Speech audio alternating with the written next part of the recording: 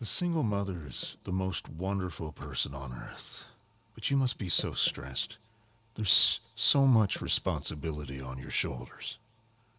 Raising another human being is possibly the single most difficult thing any of us will ever do.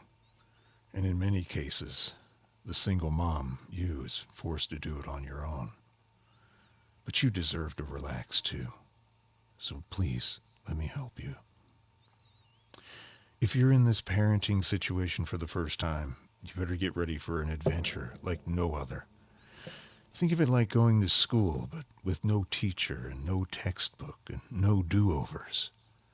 There's no official guide that will show you how to become a good parent. Sure, you can learn how to steal a car or hack a computer or even build illegal things on YouTube, but you won't find much pertaining to parenting secrets.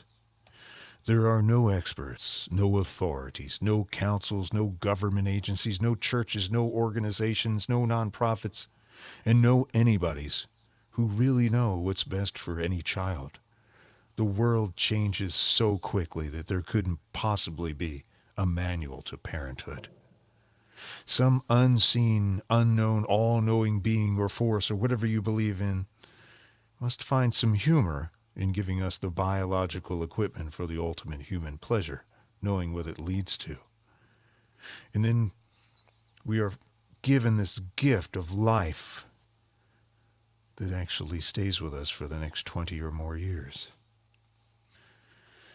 But if you're lucky enough to become a parent, and so many people are not lucky enough to have that ability or capability, one day you'll have a startling epiphany.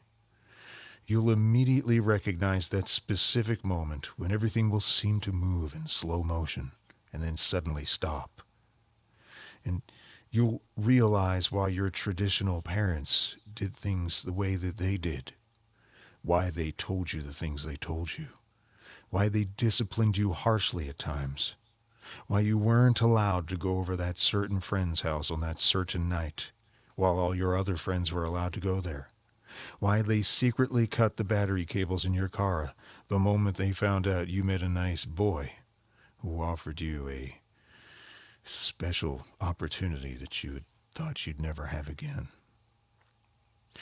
And then in the next moment, you'll forgive your parents for their trespasses as they have hopefully forgiven you yours.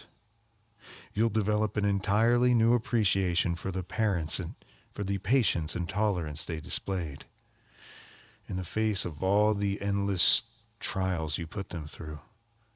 You might begin to sift through the remainder of your countless memories and all the other gems that may lay in waiting.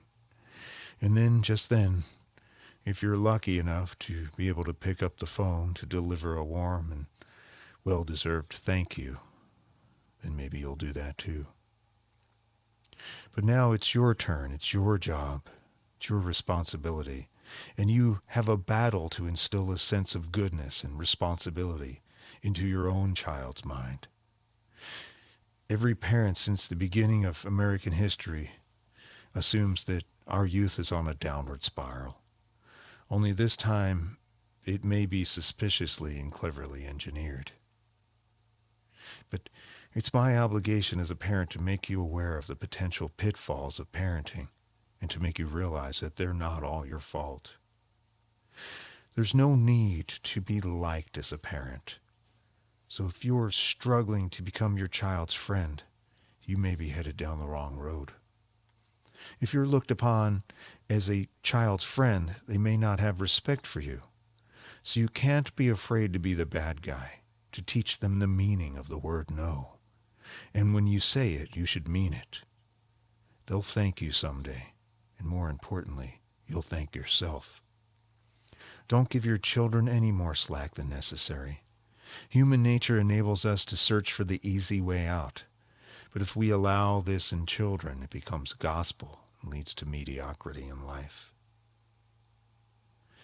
Now, regardless of your reasons, be thankful that your parents or whoever raised you took the time to teach you to become a responsible adult.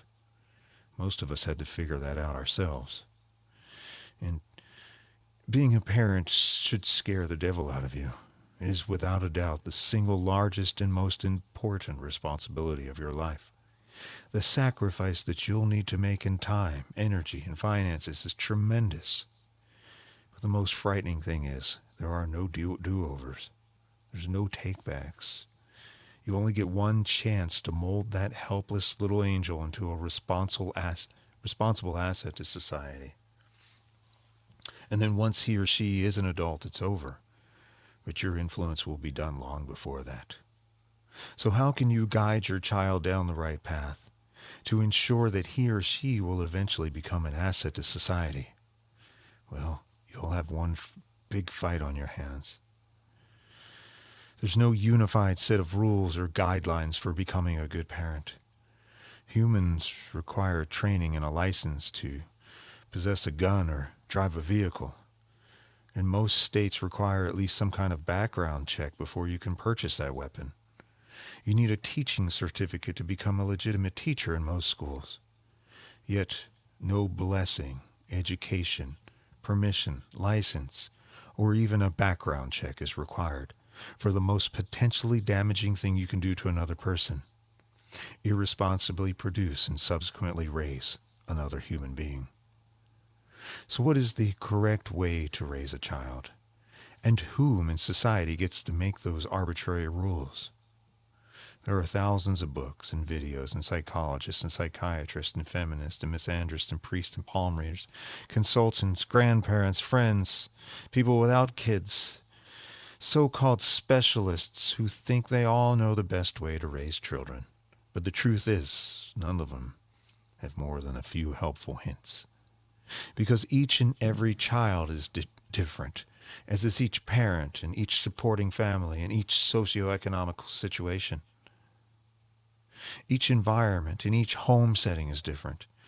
There are too many variables to pigeonhole any one particular method of successful parenting that works for everyone.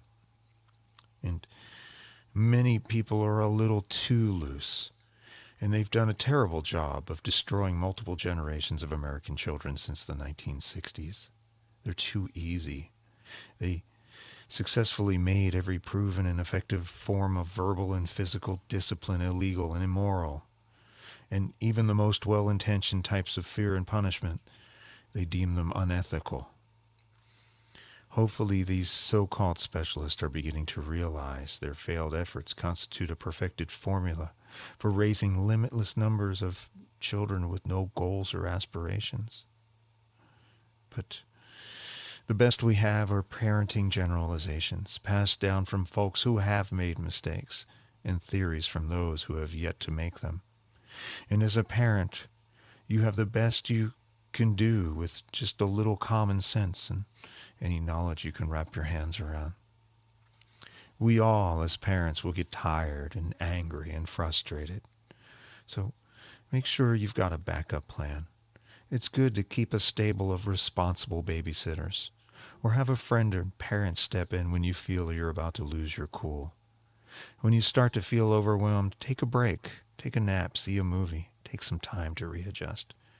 Of course, making sure your children are safe.